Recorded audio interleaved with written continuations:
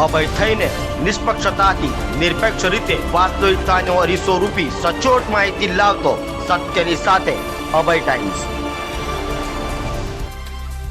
સુરતના ઈચ્છાપુર ખાતે આદિવાસી હળપતિ સમાજના લોકોના મકાન ખાલી કરવા અપાયેલી નોટિસને લઈ અસરગ્રસ્તો કલેક્ટરાલય પહોંચ્યા હતા અને મામલતદારને રજૂઆત કરી હતી।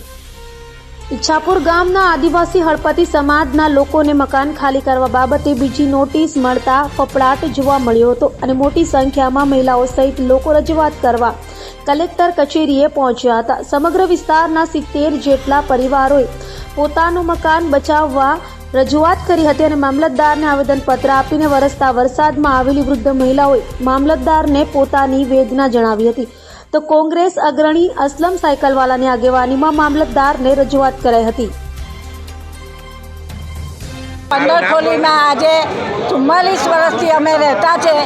અમારો ત્રીજો પરિવાર થયો છે અને આવી રીતના અમને હેરાનગતિ કરતા હતા તો અમને નોટિસ આપવામાં આવી એટલે અમે સર્વ 40 ઘરના અમે બધા અહીં આવ્યા નોટિસ લઈને।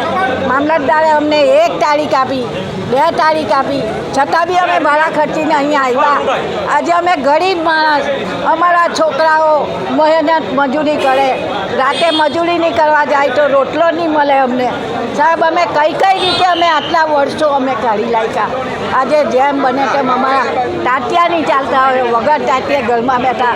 આજે નાના છોકરાને મારે મહેનત કરવા મોકલવા પડે છે।